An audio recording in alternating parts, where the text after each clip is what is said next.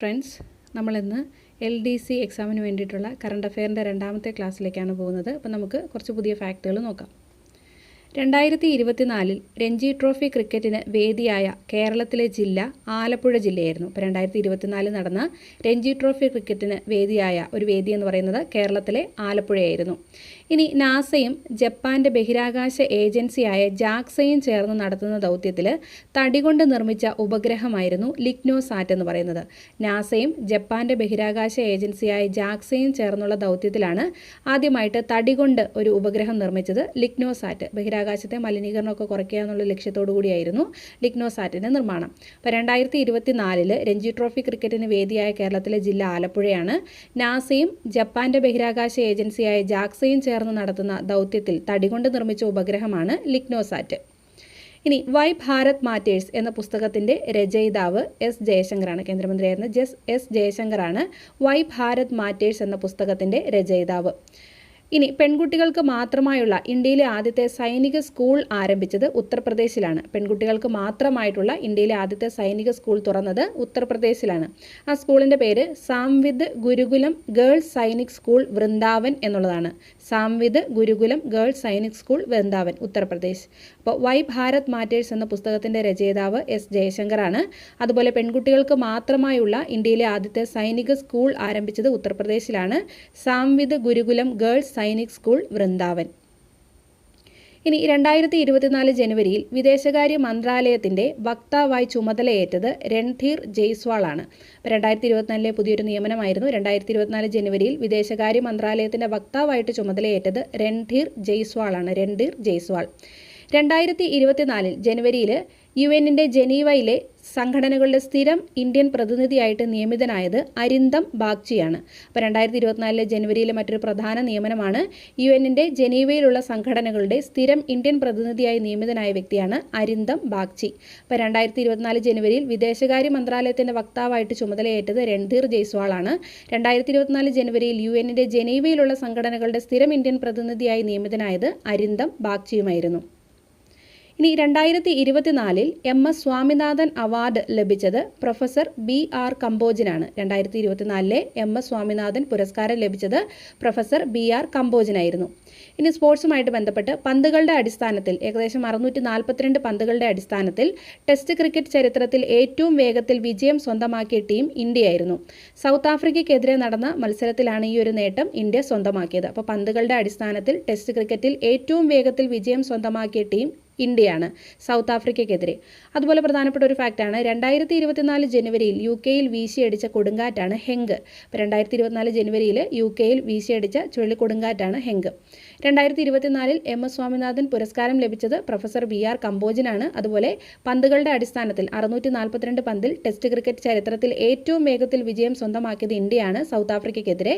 2024 ജനുവരിയിൽ UK വീശിയടിച്ച കൊടുങ്കാറ്റാണ് Henk ചുഴലിക്കൊടുങ്കാറ്റ്.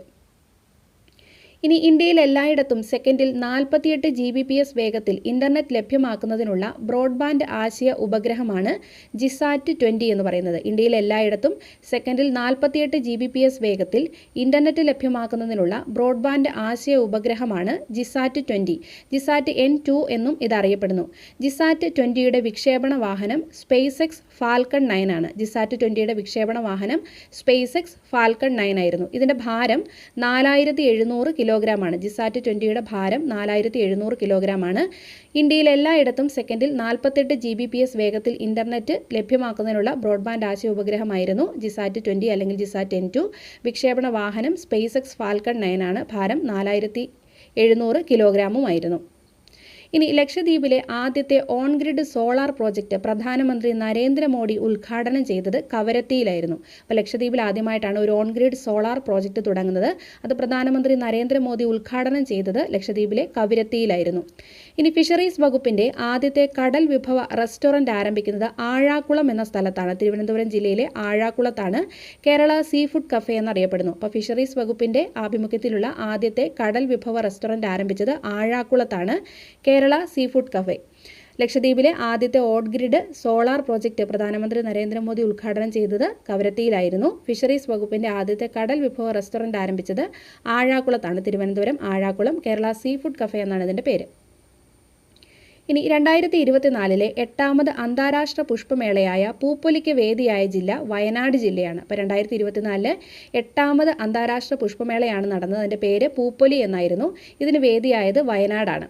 ഇനി സാംസ്കാരിക രംഗത്ത് സംഭാവനകൾ നൽകിയ അധ്യാപകർക്കുള്ള 2023-24 വർഷത്തെ ഡോക്ടർ എസ് ഗുപ്തൻ നായർ പുരസ്കാരം ലഭിച്ചത് ഡോക്ടർ ചാത്തനാത്ത് അച്യുതൻ ഉണ്ണിക്കാണ്. അപ്പോൾ സാംസ്കാരിക രംഗത്ത് നല്ല സംഭാവനകളൊക്കെ നൽകുന്ന അധ്യാപകർക്ക് നൽകുന്ന 2023-24 വർഷത്തെ ഡോക്ടർ എസ് ഗുപ്തൻ നായരുടെ പേരിലുള്ള പുരസ്കാരം ലഭിച്ചത് ഡോക്ടർ ചാത്തനാത്ത് അച്യുതൻ ഉണ്ണിക്കായിരുന്നു.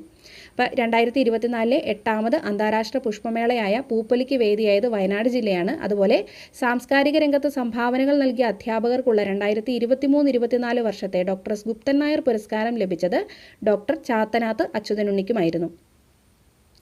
സൂക്ഷ്മ ചെറുകിട സംരംഭങ്ങളുടെ വിറ്റുവരവ് 100 കോടിയായി ഉയർത്തുന്നതിനുള്ള കേന്ദ്ര സർക്കാരിൻ്റെ പദ്ധതിയാണ് മിഷൻ 1000.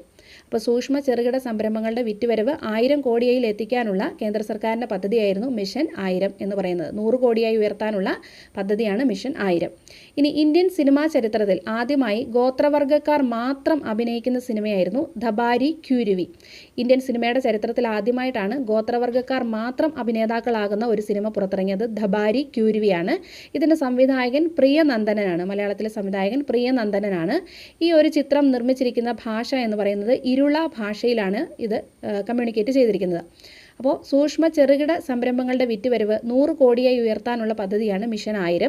അതുപോലെ ഇന്ത്യൻ സിനിമാ ചരിത്രത്തിൽ ആദ്യമായി ഗോത്രവർഗ്ഗക്കാർ മാത്രം അഭിനയിക്കുന്ന സിനിമയായിരുന്നു ധബാരി ക്യൂരുവി.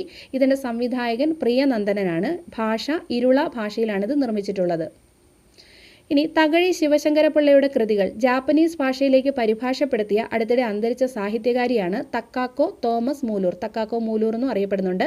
തകഴി ശിവശങ്കരപിള്ളയുടെ കൃതികൾ ഈ സാഹിത്യകാരി ജാപ്പനീസ് ഭാഷയിലേക്ക് പരിഭാഷപ്പെടുത്തിയിരുന്നു. അവരുടെ പേരാണ് തക്കാക്കോ തോമസ് മൂലൂർ. ആൻറ്റിബയോട്ടിക്കുകളുടെ അമിത ഉപയോഗം തടയാൻ സംസ്ഥാനത്ത് ആരംഭിച്ച ഓപ്പറേഷനാണ് ഓപ്പറേഷൻ അമൃത്. അപ്പോൾ ആൻറ്റിബയോട്ടിക്കുകൾ അമിതമായിട്ട് ഉപയോഗിക്കുന്നത് തടയാൻ വേണ്ടിയിട്ട് സംസ്ഥാനത്ത് ആരംഭിച്ച ഓപ്പറേഷനാണ് ഓപ്പറേഷൻ അമൃത്. അതിൻ്റെ പൂർണ്ണരൂപം anti microbial resistance intervention total health എന്നുള്ളതാണ്. Anti microbial resistance intervention total health.